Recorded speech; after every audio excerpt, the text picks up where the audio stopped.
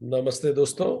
Project self incorporation USA, Bharat, United consciousness, TCF और Indore management association की तरफ से आप सभी का हार्दिक स्वागत है।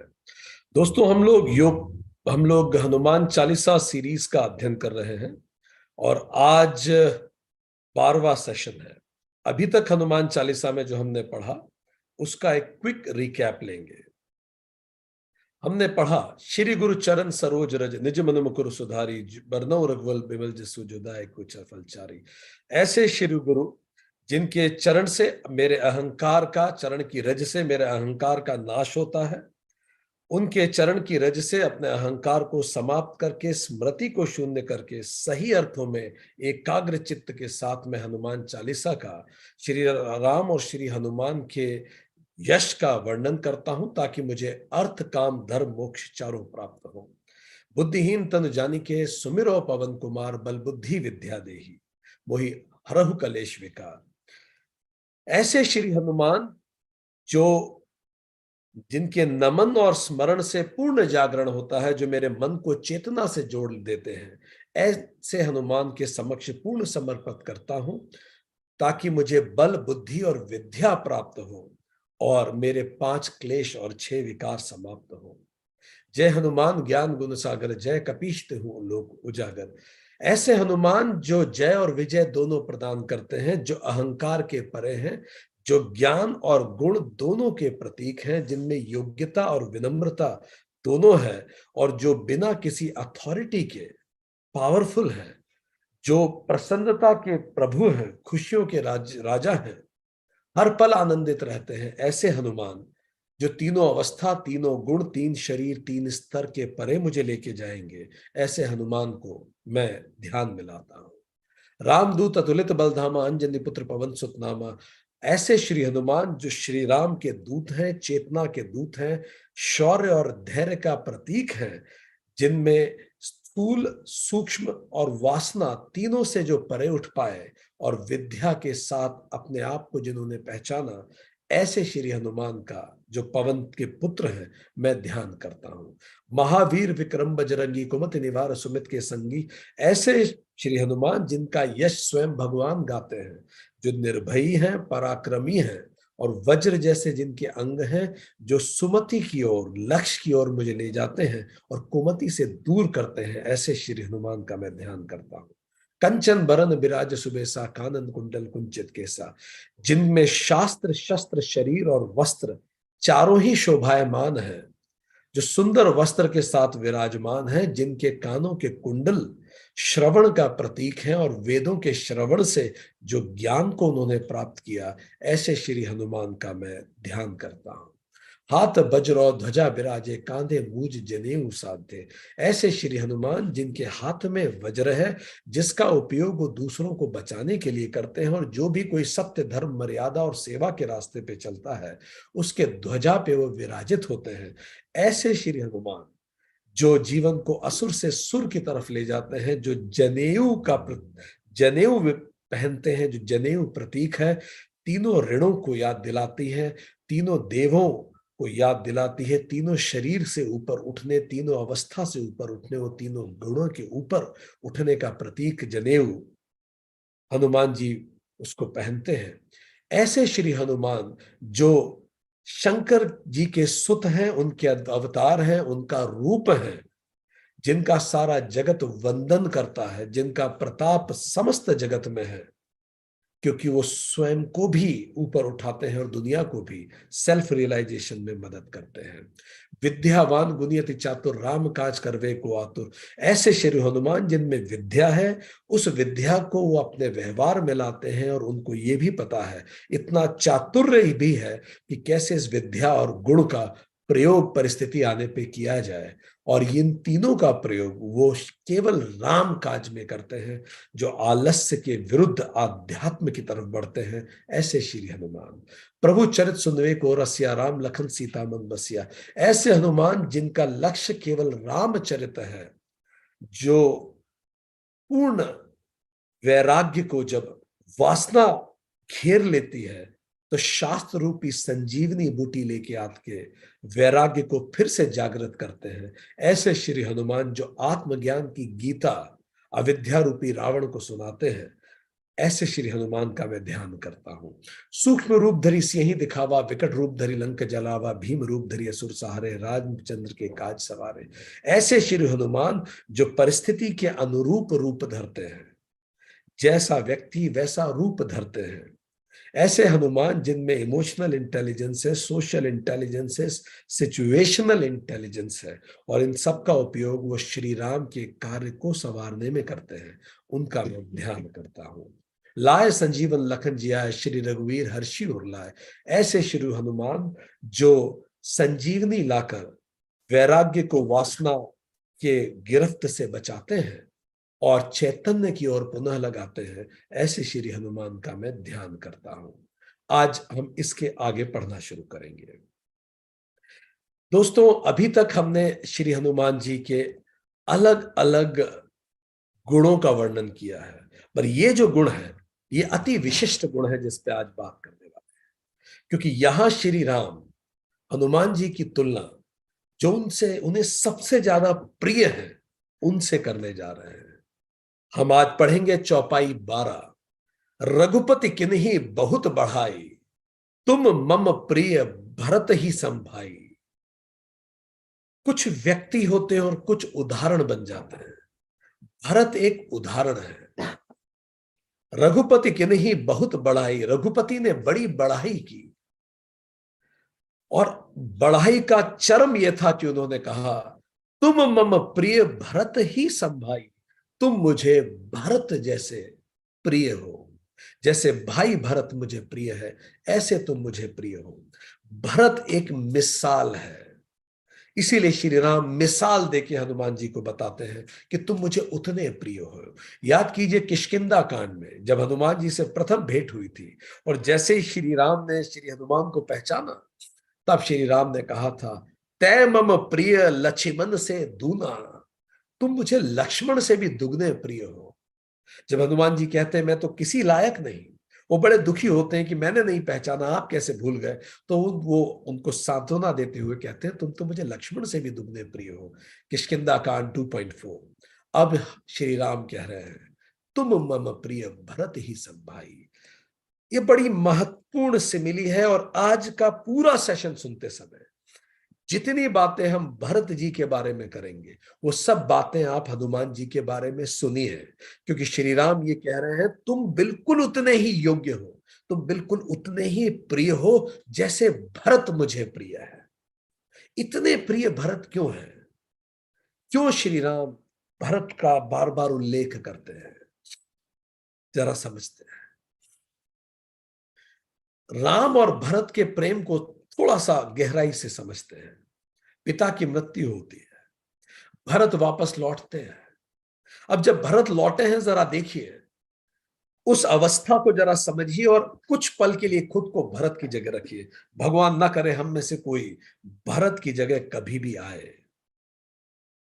भरत जब लौटे हैं वापस अपनी मौसी के घर से, उनको सूचना मिलती है कि पिताजी की असमय मृत्यु हो गई। अपने आप को भरत की जगह रख के देखिए तो आप भरत को समझ पाएंगे। अब हम जो जो बोलते जा रहे हैं, भगवान न करे कभी ऐसा हम में से किसी के साथ हो, पर जरा अपने आप को कुछ पल के लिए भरत की जगह रख के देखिए। पिताजी की असमय मृत्यु हो गई। जब वापस लौटे, उन्हें एकदम से जानकारी मिली कि पिताजी की मृत्यु हो गई। दूसरा दुख, उनके अंतिम दर्शन तक न कर सके। तीसरी जानकारी उन्हें मिली कि सर्वप्रिय भाई, अभिन्न भाई राम को 14 साल का वनवास हो गया। आप जरा कल्पना कीजिए कैसे उनको शौक लगे हो। उन्हें यह जानकारी मिली कि सुकुमारी भाभी सीता, विदेह नंदिनी, वो तक 14 साल के वनवास पे चली गई। पांचवा, प्रिय भाई लक्ष्मण को भी 14 वर्ष के लिए वनवास पे लक्ष्मण भी चले गए। उर्मिला लक्ष्मण के बिना 14 वर्ष अकेली रहेंगी। माताएं नाथ विहीन हो गई, राजा नहीं बचे अयोध्या के, जनता नाथ विहीन हो गई, अयोध्या राजा के बिना है अभी। और इस सबसे बड़ा शौक इन सबके पीछे उनकी स्वयं की मां की करनी थी। और अंतिम जनता द्वारा धिक्कारा जाना कि भरत के राज्य के लिए यह सब किया गया। एकदम से कुछ ही समय भरत को इस सब से गुजरना पड़ा। आते ही यह विषाद की पराकाष्ठा है। कहते हैं जब दिन गर्दिश के आते हैं, भुने तीतर उड़ जाते हैं। जो सब कुछ बुरा हो सकता था भरत के साथ सब कुछ हो गया। पर जो विपरीत परिस्थितियों में अविचलित रहे उसी को विवेक कहते हैं। और भरत उसी विवेक का प्रतीक है, उसी का प्रतीक है। कैकेयी, जैसे भरत को यह पता लगा कि कैकेयी ने यह किया, भरत का हर गुण आप श्री हनुमान पे आरोपित कीजिए, क्योंकि श्री राम कह रहे हैं तुम मम प्रिय भरत ही सब भाई। भरत के जो गुण हैं वो तुम में हैं, इसीलिए तुम भरत जैसे प्रिय हो। तुलसीदास जी सुंदर लिखते हैं, भरत अपनी मां को कहते हैं, जौ पै कुरुचि रही अति तोही, जन्मत काहे न मारे मोही। हाय, यदि तेरी ऐसी ही दुष्ट इच्छा थी तो तूने मुझे जन्मते ही क्यों न मार डाला। अपनी मां को कह रहे हैं। अगली लाइन बहुत खूबसूरत है। पेड़ काटिते पालव सींचा, मीन जियन निति बारी उलीचा। तूने पेड़ को काट के पत्तों को सींचा है और मछली के जीवन के लिए पानी को उलीच दिया। जब कैकेयी ने कहा कि मैंने तो तुम्हारे लिए किया, तो उन्होंने कहा तुमने पेड़ को काट के पत्तों को सींचा है। अयोध्या कांड 160.4। लक्ष्मण विवेक का प्रतीक है। लक्ष्मण ये बताते हैं कि कोई अपना भी गलत कार्य करे तो उसका विरोध कीजिए, और कोई विरोधी भी सही कार्य करे तो उसका समर्थन कीजिए। हमेशा पर्पस पर्सन से हायर होता है। ऐसा समाज जहां व्यक्ति उद्देश्य से महत्वपूर्ण हो जाते हैं, पतन की ओर जाता है। हमेशा उद्देश्य बड़ा होता है। Purpose is bigger than person. उन्होंने अपनी मां को नकार दिया क्योंकि मां गलत थी। विवेक यही है। विवेक इसी समझ को कहते हैं। उसके बाद वो कौशल्या मां के पास गए। उन्हें भी बताना बहुत जरूरी था कि उनकी इच्छा नहीं थी राजा बनने की। वो कौशल्या जी को कहते हैं, जो पाप माता पिता पुत्र की हत्या से होता है, जो पाप मित्र और राजा को जहर देने से होता है, हे माता, यदि मैं इस भेद को जानता हूं, मुझे अगर पता हो, कैकेयी मां ने मुझसे सलाह लेके किया हो, तो शंकर जी मुझे उन्हीं लोगों में गति दे जो गति उनको मिलती है जो माता पिता की हत्या करते हैं, पुत्र की हत्या करते हैं। तिन्ही के गति मोही शंकर देव, जननी जो यहु जानो भेव। अयोध्या कांड 167.4। भरत विवेक का प्रतीक है।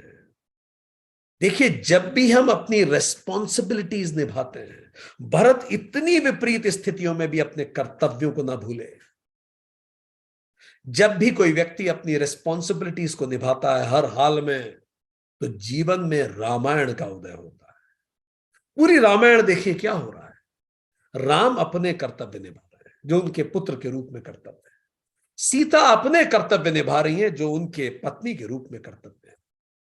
भरत अपने कर्तव्य निभा रहे हैं जो उनके भाई के रूप में कर्तव्य है।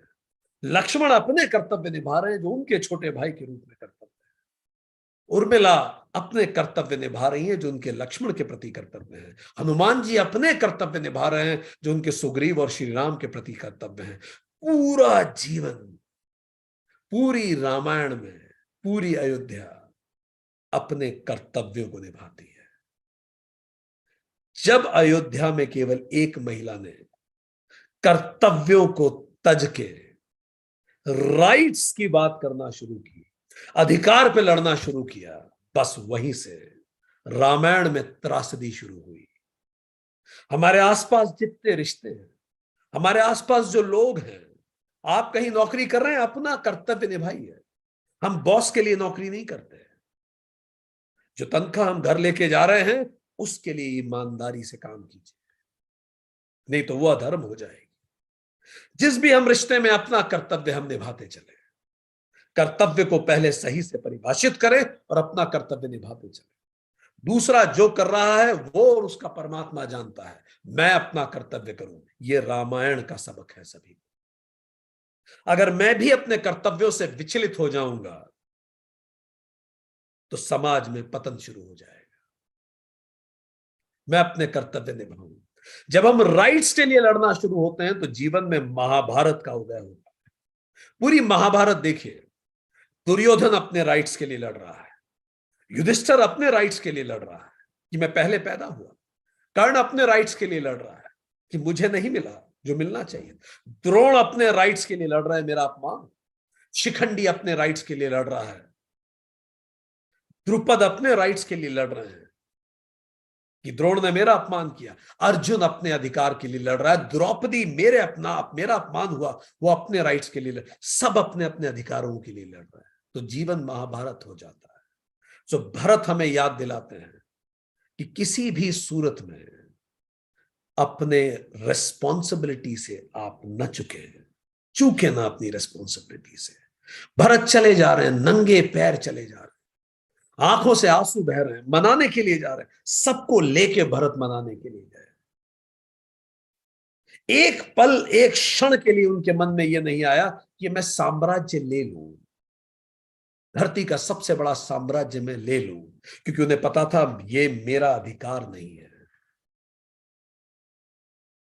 भरत प्रतीक हैं विवेक के, नित्य और अनित्य में अंतर समझ पाते हैं। भरत जानते हैं राम नित्य है, चेतना नित्य है, और ये सारा राज्य अनित्य है, ये तो चला जाएगा। इसीलिए भरत मुमुक्षुत्व है, एक फोकस चेतना की ओर, राम की ओर। उधर राम पहुंचते हैं चित्रकूट में, वहां वनदेवी उनका स्वागत करती है। वनदेवी श्री राम से कहती हैं, आप पधारे, मंगलमय हो गया सब कुछ, बताइए मैं आपकी क्या सेवा कर सकती हूं। तो राम वनदेवी को कहते हैं, हे देवी, यदि आप कुछ कर सकती हैं तो इतना करें कि जिस रास्ते से मैं आया हूं वो रास्ता निष्कंटक कर दें। वनदेवी पूछती है, अब तो आप आ चुके, आने वाला रास्ता निष्कंटक करवाइए, वहां के कांटे हटाने का कहिए, वो जो रास्ता आप चल चुके उससे क्या फायदा है। श्री राम हाथ जोड़ के वनदेवी को कहते हैं, हे देवी, मेरी तलाश में जैसे भरत को पता लगेगा मैं राज्य में नहीं हूं, मेरी तलाश में वो नंगे पैर दौड़ा चला आएगा। इसीलिए मैं चाहता हूं कि वो कांटे हट जाएं। वनदेवी कहती है, तो क्या भरत इतने सुकुमार हैं, इतने कमजोर हैं? क्या अयोध्या नंदन, रघुकुल नंदन भरत इतने कमजोर हैं कि कांटों को चुभ जाएंगे और वो परेशान हो जाएंगे? श्री राम ने कहा कि नहीं, उनका शरीर तो वज्र है, भरत तो वज्र समान है, वो स्वयं ब्रह्मास्त्र है, वो तो विवेक है। विवेक को कौन परास्त कर पाया है? परेशानी यह नहीं है कि भरत को दर्द होगा, परेशानी यह है कि जब भरत को कांटे चुभेंगे तो भरत को यह याद आएगा कि इसी रास्ते से उनके भाई राम और माता जानकी होके गुजरे हैं, और भरत को यह महसूस होगा कि ये कांटे भैया राम को और माता जानकी को भी चुभे होंगे, और यह एहसास भरत के कलेजे को छलनी कर देगा। उसका दुख उसके लिए कुछ नहीं, पर अगर उसे यह महसूस हुआ कि मैं दुखी हुआ था तो उसका हृदय छलनी छलनी हो जाएगा। श्री राम और भरत के प्रेम को देख के वनदेवी की भी आंखों से आंसू आ गए। इधर जब भरत जा रहे हैं आंखों से आंसू बहाते, भैया राम की तलाश में चित्रकूट की ओर जा रहे हैं, सेवकों ने कहा कि प्रभु चप्पल तो पहन लीजिए, पादुकिया तो पहन लीजिए। तो जो भरत ने उत्तर दिया वो देश के हर नेता को और देश के हर सिविल सर्वेंट को सुनना चाहिए। जब कहा कि आप पादुका तो पहन ही लीजिए कम से कम, तो जो भरत ने उत्तर दिया वो दिल को छूने लायक है। भरत ने कहा, सिर भर जाऊं उचित अस मोरा, सब ते सेवक धर्म कठोरा। मेरे लिए तो उचित यह है कि मैं पैरों पे भी चल के ना जाऊं, मैं तो सिर के बल जाऊं। मैं सेवक हूं और सेवक का धर्म स्वामी से अधिक कठोर होता है। अगर श्री राम के पैर छलनी हुए थे तो भरत का शीश छलनी होना चाहिए। मुझे तो सर के बल जाना चाहिए। ऐसे होने चाहिए नेता, ऐसे होने चाहिए लोक सेवक। ऐसे ही थे हमारे बापू जो राष्ट्रपिता है इस देश के। जब कस्तूरबा जी जनसंपर्क में थी और वो एक कुटिया में पहुंची, महिलाओं को बोला बाहर आइए मुझे बात करना है। एक महिला बाहर आई, फिर वो अंदर वापस गई और फिर दूसरी बाहर आई। कस्तूरबा ने बोला एक साथ क्यों नहीं आई? उस महिला ने बोला साड़ी एक ही है, साड़ी एक ही है, मैं जाती हूं वो पहनती है फिर वो आती है, तो एक एक करके ही हम आ सकते हैं। कस्तूरबा जी ने जब बात ये महात्मा गांधी को सुनाई, गांधी जी ने उसी पल सारे वस्त्र त्याग दिए। ये होता है लीडर, ये होता है सेवक, ये होता है प्रधान सेवक। गांधी जी ने पूरे वस्त्र त्याग दिए और गांधी जी ने कहा जिस देश में जनता भूखी है, प्यासी है, नंगी है, मैं ऐसे कपड़े नहीं पहन सकता। उसके बाद जब वो महाराज से मिलने गए, ब्रिटिश महाराज से, तो उन्हें बहुत कहा गया आप ऐसे नहीं जा सकते धोती में बिना ऊपर कुछ पहने, एक प्रोटोकॉल है महाराज से मिलने का। गांधी ने मना कर दिया कि जाऊंगा तो ऐसे ही जाऊंगा। फिर किसी ने गांधी से को कहा कि आपको ऐसा नहीं लगता कि आपने बहुत कम कपड़े पहने हैं? गांधी ने मुस्कुरा के कहा मुझे लगता है ब्रिटिश महाराज ने हम दोनों के लिए बराबर कपड़े पहन लिए, हम दोनों के हिस्से के कपड़े तो उन्होंने अकेले नहीं पहन लिए।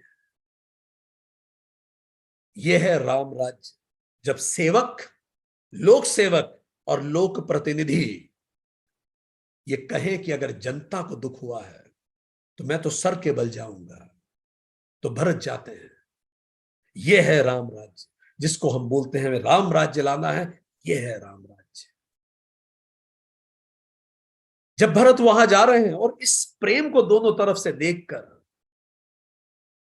दोनों तरफ को देखकर घबरा रहे हैं इंद्र, और इंद्र ने घबरा के अपने गुरु बृहस्पति को कहा कोई उपाय कीजिए। अगर ये भरत मना लिए, भरत ने अगर मना लिया श्री राम को, तो रावण का संहार नहीं होगा, और रावण तो इंद्र के सिंहासन को डोला देता है। तो रोकिए भरत को किसी तरह से, उनकी मति पलट दीजिए, कुछ माया रचिए गुरु बृहस्पति। भरत इंद्र ने कहा। बृहस्पति ने जो उत्तर दिया वो बड़ा ऐश्वर्य का उत्तर, गौर से सुनिए। बृहस्पति ने उत्तर दिया, मायापति सेवक सन माया, करई ते उलटी पड़ई सुर राया। मायापति श्री राम के सेवक के साथ जब कोई माया करता है तो माया उसी व्यक्ति पे उल्टी पड़ती है। हम अपने आराध्य के प्रति पूरी ईमानदारी से अपने जीवन को समर्पित कर दें। आपके विरुद्ध जो भी माया करेगा वो माया उस व्यक्ति पे उल्टी पड़ेगी। आप निश्चिंत रहिए। मायापति सेवक सन माया, करई ते उलटी पड़ई सुर राया। यही भगवान कृष्ण गीता में कहते हैं बार बार, तेरा योग क्षेम वहम में मैं करूंगा, मैं वहन करूंगा, तू सारी चिंता छोड़, तू धर्म को धारण कर, तू धर्म को धारण कर। इसीलिए अयोध्या कांड में उल्लेख आता है 217.4, भरत सरिस को राम सनेही, जगु जप राम रामू जप जेही। सारा जगत राम को जपता है किंतु राम जिनको जपते हैं वो भरत है। तो भरत के समान श्री राम का स्नेही कौन होगा? और राम कह रहे हैं हनुमान जी को, तुम मम प्रिय भरत ही सम भाई। तुम भरत जैसे मुझे प्रिय हो, इतने करीबी हो। अब देवताओं को जब बृहस्पति ने मना कर दिया तो इंद्र आदि देवता सरस्वती के पास पहुंचे। कितनी सुंदर ये कथा है और कितना सुंदर ये एश्योरेंस देती है। सरस्वती के पास पहुंचे और उन्होंने कहा, माता भरत की अब मति फेर दीजिए, माया तो नहीं चल रही उस पे, उसकी मति फेर दीजिए, कुछ कीजिए, मति फेर दीजिए भरत। तो सरस्वती मां कहती है, भरत हृदय सिंह राम निवासु, तह की तिमिर जह तरनी प्रकाशु। भरत के हृदय में श्री राम और सीता का निवास है। जहां सूर्य का प्रकाश हो वहां अंधकार कैसे हो सकता है। जो चैतन्य से जुड़ गया फिर उसकी मति नहीं फेरी जा सकती। जिसने सत्य को जान लिया फिर उसकी मति नहीं फेरी जा सकती। अगर बार बार हम परेशान हो जाते हैं, इसका मतलब अभी हमने सत्य को जाना नहीं है, हम उस प्रक्रिया में हैं, उसकी मति नहीं फेरी जा सकती। भरत पहुंच रहे हैं, पूरे अयोध्या के जनता साथ में आ रही है, सेना साथ में जा रही है।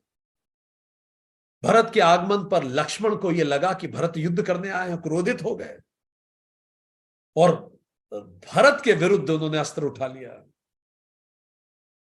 तो श्री राम भरत को कहते हैं, आकाशवाणी भी हुई लक्ष्मण पे कि तुम विवेक से काम लो। श्री राम कहते हैं, सुनहु लखन भल भरत सरीसा, विधि प्रपंच मह सुना न दीसा। सुनो लखन, भरत सरीका भला व्यक्ति, भल भरस सरीका, विधि प्रपंच मह सुना न दीसा। इस जगत प्रपंच में ना तो कभी सुना गया है ना कभी देखा गया है, ऐसा है भरत। तुलसीदास स्वयं अपनी आंखों में आंसू लेके कहते हैं, जो ना होत जन्म, जो ना होत जग जन्म भरत को, सकल धर्म धुल धरनी धरत को।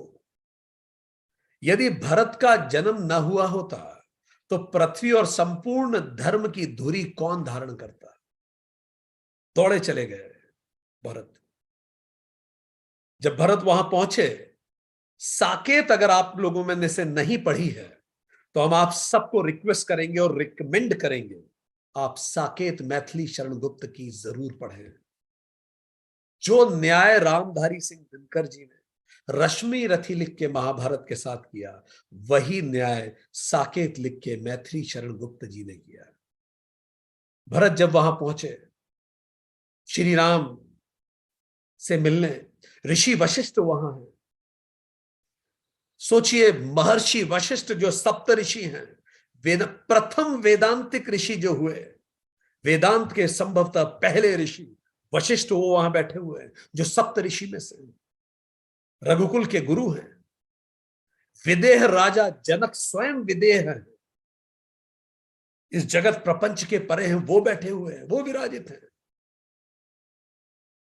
वैरागी लक्ष्मण वहां बैठे, श्रद्धावान शत्रुघ्न है, बलिदानी राम वहां बैठे, त्यागी भरत बैठे हैं, कल्याणी सीता बैठी,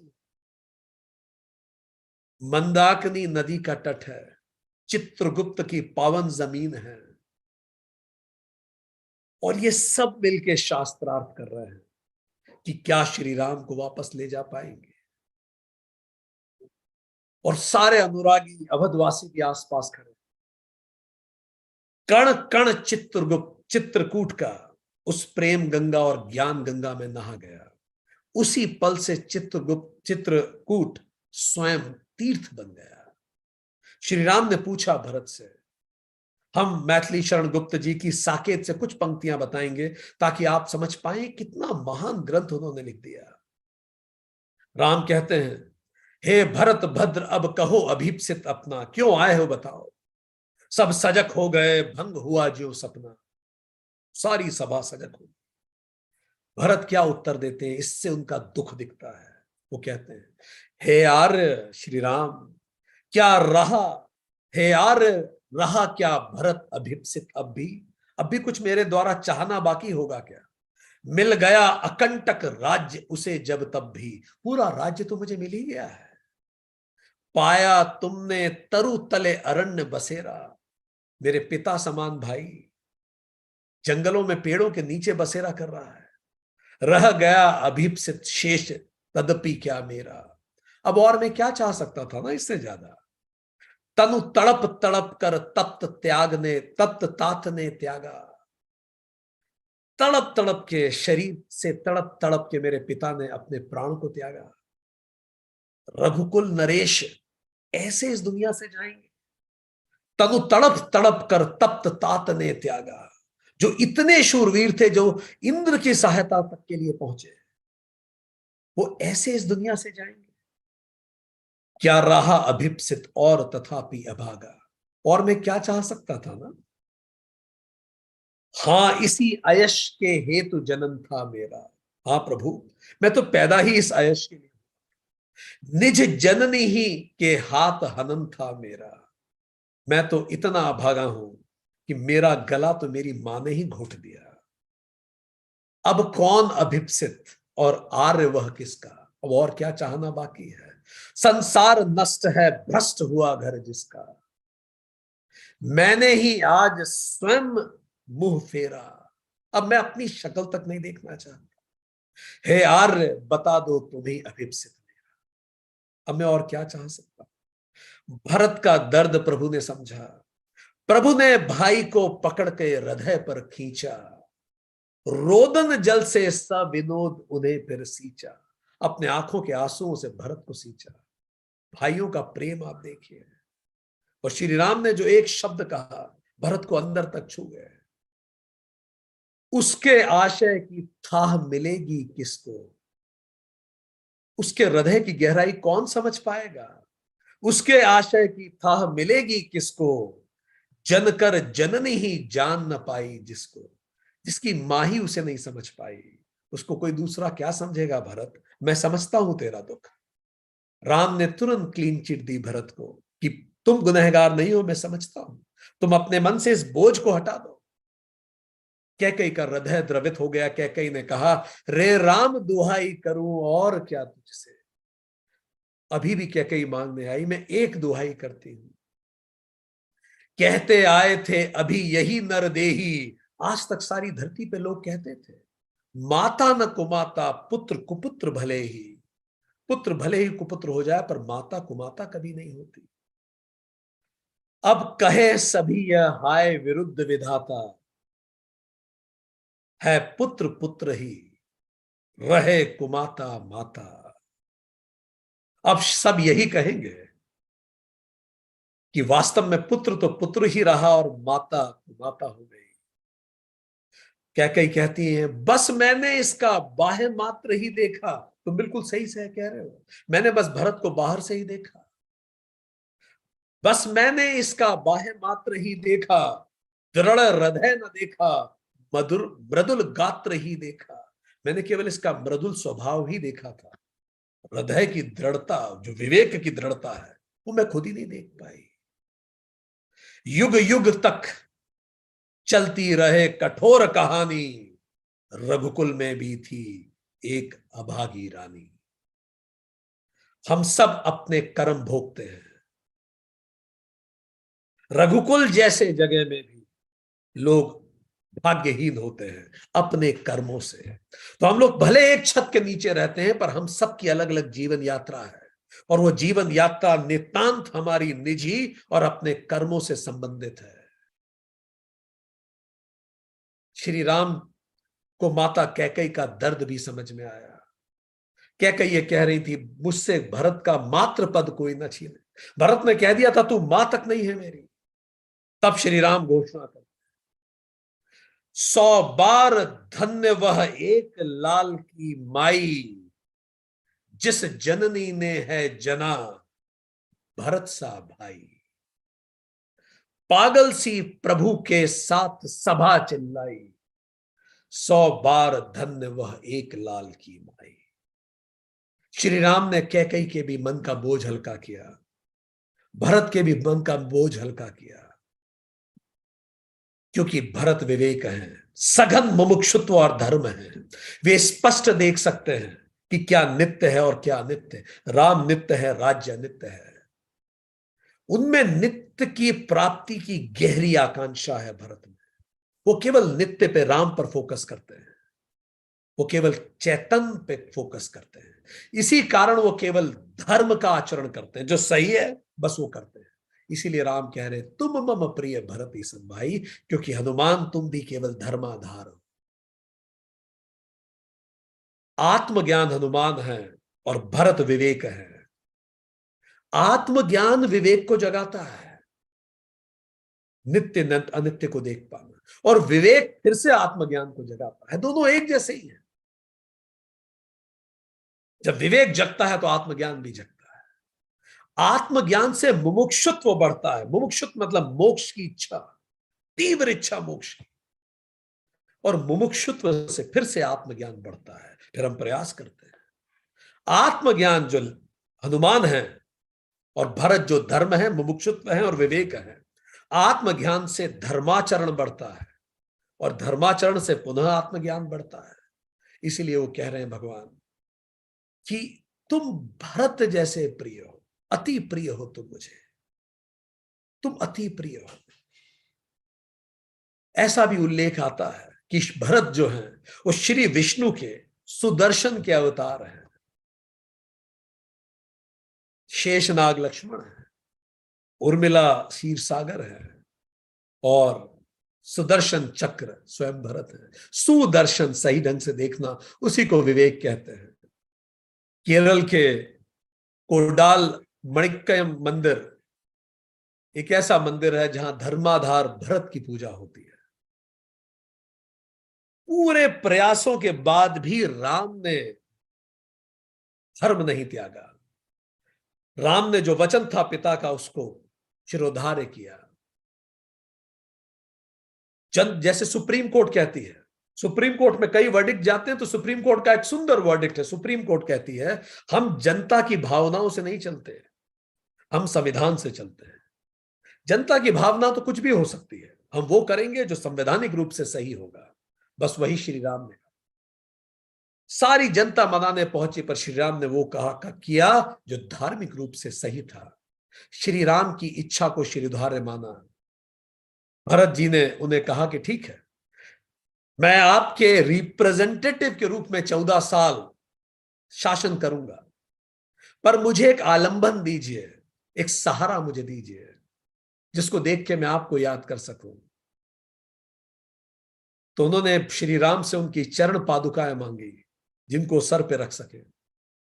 श्री राम की चरण पादुकाओं को अपने सर पे रख के, खड़ऊ को सर पे रख के भरत लौट गए अयोध्या की ओर। यहां देश के सारे लीडर्स को और हर व्यक्ति जो लीडरशिप रोल में है,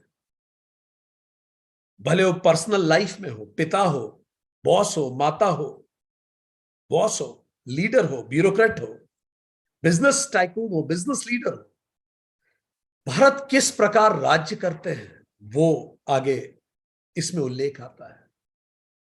पहला, सिंहासन पर चरण पादुका विराजित कर दी भरत ने। Put constitution, law, SOP, dharma, ethics as the head and rule. व्यक्ति महत्वपूर्ण नहीं है, नियम महत्वपूर्ण है, ऐसे जिए। फिर वो कोई भी हो, कोई भी उस नियम के परे नहीं है। रूल ऑफ लॉ भरत ने पहला सिद्धांत रखा। सिंहासन राजा का नहीं, सिंहासन धर्म का है। तो चरण पादुका, कॉन्स्टिट्यूशन सबसे ऊपर हो। दूसरा, नंदी ग्राम में पर्ण कुटी बना ली उन्होंने। नंदी गांव करी परन कुटीरा, किन्हीं निवासु धर्म धुर धीरा। नंदी ग्राम में उन्होंने पर्ण कुटीर बना ली। मॉडेस्ट लिविंग, ह्यूमिलिटी के साथ रहने लगे। भाई जंगल में है तो मैं भी राज्य में, महलों में नहीं रहूंगा। देखिए, जिसकी सेवा करते हैं अपनी स्टैंडर्ड ऑफ लिविंग उससे निम्न रख। यह है भारत का राज्य। सिर पर जटा जूठ और शरीर पर वक्कल धारण कर लिए। पृथ्वी को खोद के उसके अंदर कुशा बिछाई, क्योंकि राम धरती पे सो रहे हैं तो मैं उनके बराबर भी नहीं सो सकता। धरती को खोद के नीचे सोए हो। जटा जूट सिर मुनि पर धारी, मही खनी कुश सांथरी सवारी। नीचे कुशा बिछा के सो रहे हैं। तो जब भी आप ये शब्द सुने राम राज्य, आप तो केवल भरत राज्य देख लीजिए। यह होता है तपस्वी राजा। फ्रेम ऑफ रेफरेंस भरत के श्री राम है, जिसकी मैं सेवा कर रहा हूं, उससे मैं नीचे रहूंगा हर पल, हर क्षण, मेरी बातचीत में, मेरे रहन सहन में। इसी को सर्वोदय कहा जाता है। वो अंतिम व्यक्ति का उत्थान होना चाहिए। समाज का जो आखिरी व्यक्ति है उसका तक उदय हो, सर्वोदय। तो उन्होंने तुलना की, जिस आपका तुलना किससे आप कर रहे हैं, बड़ी कीमती बात है। ओलंपिक में 1995 में स्टडी हुई ओलंपिक विनर्स की, पाया गया जो ब्रॉन्ज मेडल विनर थे, मतलब जो थर्ड आए थे, वो ज्यादा खुश थे सिल्वर विनर से जो सेकंड आए थे। क्यों ऐसा? क्योंकि सिल्वर विनर का तुलना वो खुद की कर रहे थे जो जिसको गोल्ड मिला था, तो खुद को फर्स्ट लूजर मान रहे थे, ना कि सेकंड विनर। जो ब्रॉन्ज मेडल जिनको मिला था वो तुलना उनसे कर रहे थे जिनको एक भी मेडल नहीं मिला, तो बड़े खुश थे जो थर्ड आए थे।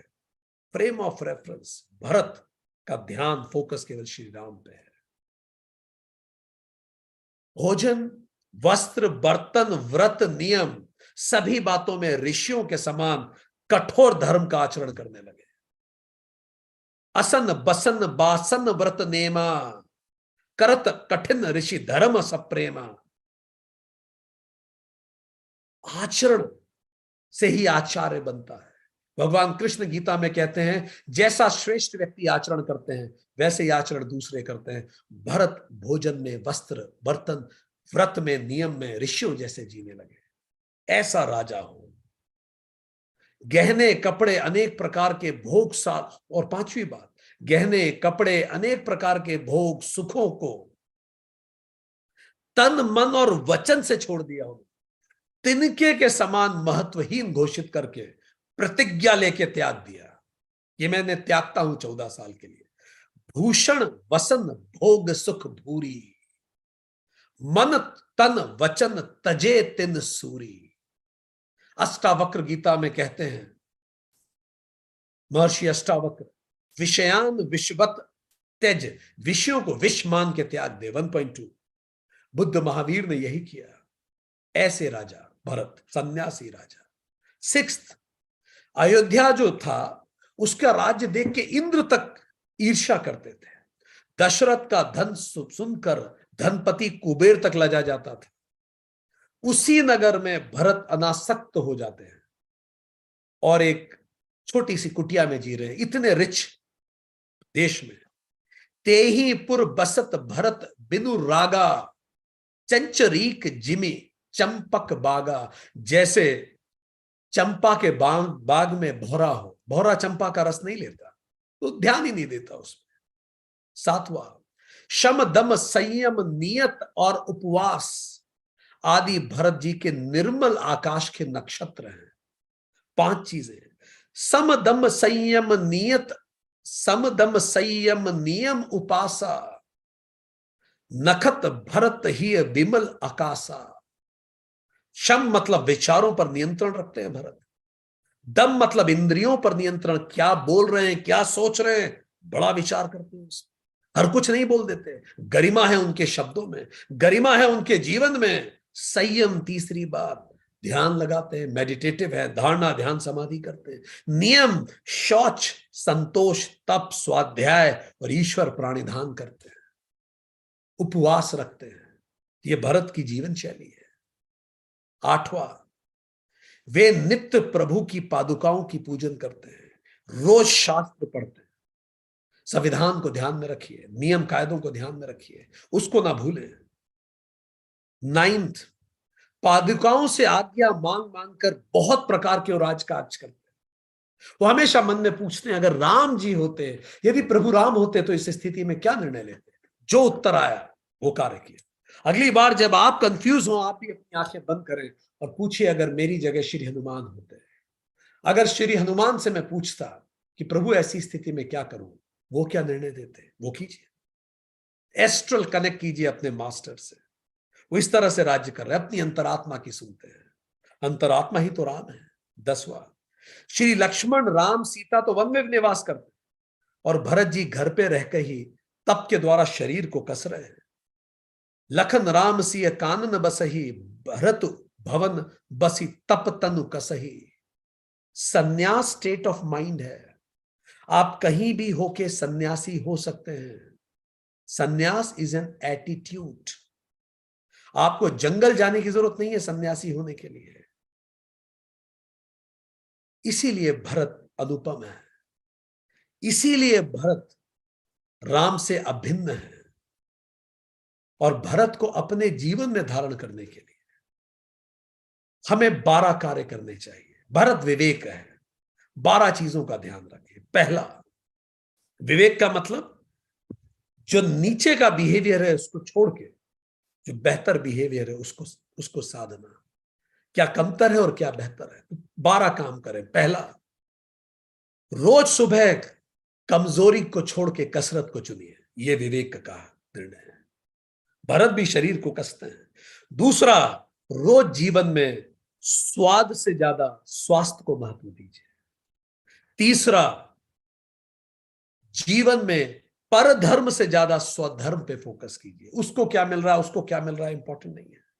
आप वो कीजिए जो आपका स्वधर्म है। चौथा, किसी भी सिचुएशन, रिलेशन सिचुएशन से ज्यादा महत्वपूर्ण होना चाहिए।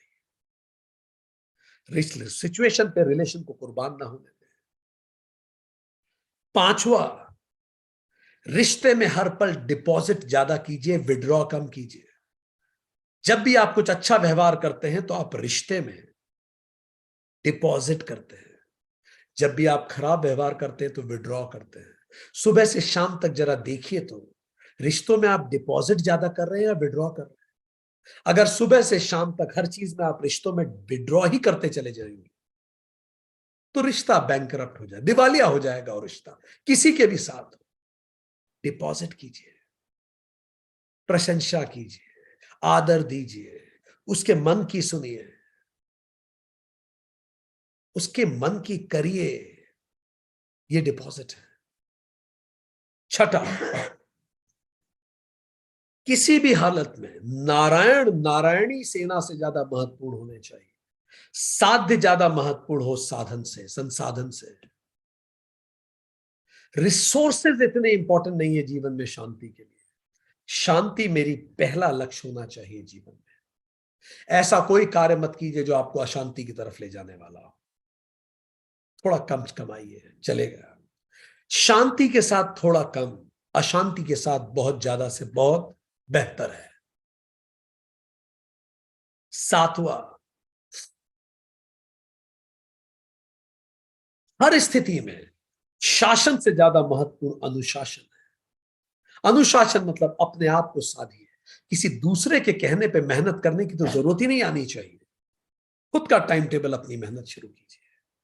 आठवां, जब भी विपरीत परिस्थितियां आए, फाइट करें ना कि फ्लाइट करें।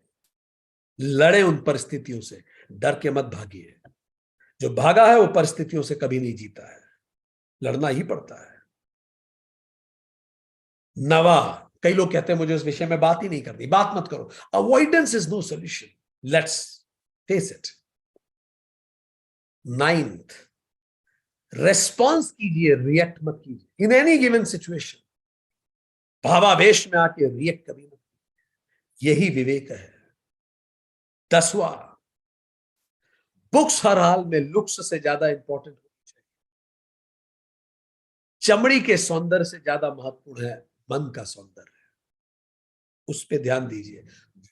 लोगों के मन को देखिए, चमड़ी पर ध्यान न दीजिए। उसकी जाति, चमड़ी मतलब उसकी जाति, धर्म, लिंग, वर्ण, ये इंपॉर्टेंट नहीं, उसका मन देखिए।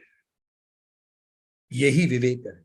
11वां, रोज सुबह उठ के जीवन में क्या सुंदर है उस पर विचार कीजिए। क्या है मेरे पास उस पर विचार कीजिए, ना कि मेरे पास क्या नहीं है उस पर विचार कीजिए। रोज सुबह मन को ग्रेटिट्यूड से भरिए। और 12वां, हर समय ध्यान रखिए कि जो परमानेंट है और जो टेम्पररी है उसमें अंतर ध्यान रहे। ये सारा जगत प्रपंच टेम्पररी है। जब बहुत परेशान हो खुद को याद दिलाइए, एक दिन यूं चला जाना है। ये सब चला जाना है, जिसको मिला, जिसको नहीं मिला, जिसके पास है, जिसके पास नहीं है, सारा ड्रामा है। मैं इतना गंभीरता से इसे क्यों ले रही हूं या ले रहा हूं? ये सब जगत शव है, जगदीश्वर शिव है। सो कसरत ओवर कमजोरी और स्वास्थ्य ओवर स्वाद, ये शारीरिक शरीर के लिए। स्वधर्म ओवर परधर्म, relation over situation, deposit over withdrawal, Narayan ऊपर नारायणी, ये पर्सनल लाइफ के लिए है। अनुशासन शासन के ऊपर, फाइट फ्लाइट के ऊपर विपरीत परिस्थितियों में, रेस्पॉन्स रिएक्शन के ऊपर, बुक्स लुक्स के ऊपर, ये प्रोफेशनल लाइफ के लिए जरूरी है। जीवन में क्या है उस पर सोचना, रादर देन क्या नहीं है उस पर दुखी होना, और हर पल परमानेंट पे विचार करना और टेम्पररी को छोड़ना, यह आध्यात्मिक जीवन के लिए, इसी को भरत होना कहते हैं। जब हम इसको बार बार प्रैक्टिस करेंगे, बार बार इसको प्रैक्टिस करेंगे, तो धीरे धीरे, शुरुआत में तो यह होता है कि हमें, अभी हम में से कई लोग जानते भी नहीं थे कि विवेक क्या होता है। कई बार हमें पता भी नहीं होता हमारे परेशानी का कारण क्या है। इसी को हमने पहले भी पढ़ा, अनकॉन्शियस इनकॉम्पिटेंस होती है, अनअवेयर होते हैं हमारी अनकॉम्पिटेंस के प्रति। फिर धीरे धीरे अवेयरनेस आती है कि हम गलत रास्ते पे हैं, इनकॉम्पिटेंस के लिए अवेयरनेस आती है, फिर और सुधार होता है, हम अवेयर होके मेहनत करते हैं, कॉम्पिटेंस, अवेयर होते हैं अपनी कॉम्पिटेंस के लिए, और आखिरी में स्थिति यह आती है अनकॉन्शियस कॉम्पिटेंस होती है, हमें पता ही नहीं होता और हम सही रास्ते पे चल जाते हैं।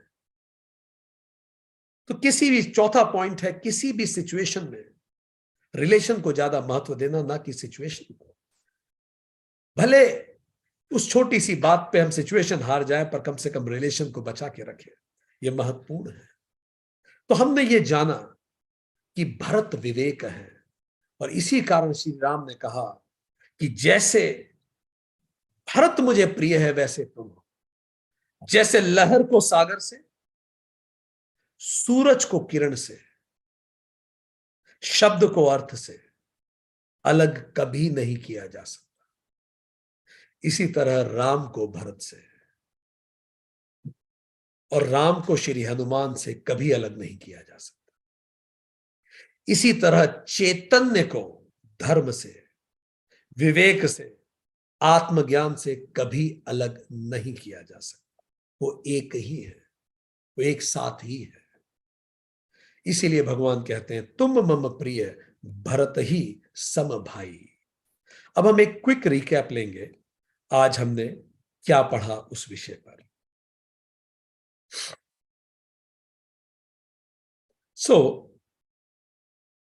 आज हमने इस विषय पे बात की, रघुपति किन्हीं बहुत बढ़ाई, तुम मम प्रिय भरत ही सम भाई। रघुपति है पूर्ण चैतन्य, अंतरात्मा, भरत विवेक है, और तुम मतलब हनुमान जी आत्मज्ञान है। यहां इन तीनों की चर्चा हो रही है। जब भी जीवन में राइट्स महत्वपूर्ण होगी रिस्पॉन्सिबिलिटी से, महाभारत आएगा। जब भी जीवन में रिस्पॉन्सिबिलिटी महत्वपूर्ण होगी राइट से, जीवन रामायण बन जाएगा। अपने कर्तव्य करते चले, प्रशंसा मिले तो ठीक, ना मिले तो ठीक, जो अपने हाथ में वो करें और आगे बढ़े, अपना धर्म निभाएं। हर स्थिति में पर्सन पर्पस से ज्यादा महत्वपूर्ण, पर्पस पर्सन से ज्यादा महत्वपूर्ण होता है।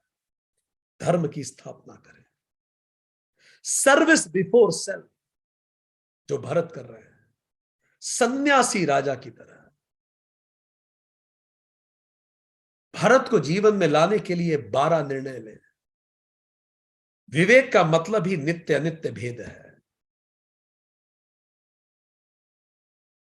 फिजिकल लेवल पे कसरत और स्वास्थ्य को चुने, व्यक्तिगत जीवन में स्वधर्म, रिलेशन, डिपॉजिट और नारायण को चुने, प्रोफेशनल जीवन में अनुशासन, फाइट, बुक्स और कर्म को चुने, और स्पिरिचुअल जीवन में ग्रेटिट्यूड को चुने और शिव को चुने। ये जब हम बार बार प्रैक्टिस करेंगे तो धीरे धीरे, अभी अनकॉन्शियस इनकॉम्पिटेंस है, हमें पता नहीं है हमारी अयोग्यता के बारे में। धीरे धीरे हम ऑब्जर्व करने लगेंगे, देखो ये मेरा व्यवहार ठीक नहीं है, कॉन्शियस हो जाएंगे अनकॉम्पिटेंस की तरफ। फिर धीरे धीरे हम मेहनत करेंगे तो नंबर 2 पे पहुंचेंगे। नंबर 2 क्या है? कॉन्शियस कॉम्पिटेंस आएगी, और अंततः अनकॉन्शियस कॉम्पिटेंस। ये व्यवहार, ये धर्म हमारे व्यवहार में आ जाएगा और हमें पता ही नहीं होगा। सामान्य व्यवहार भी हमारा धार्मिक ही होगा। आज के लिए इतना ही।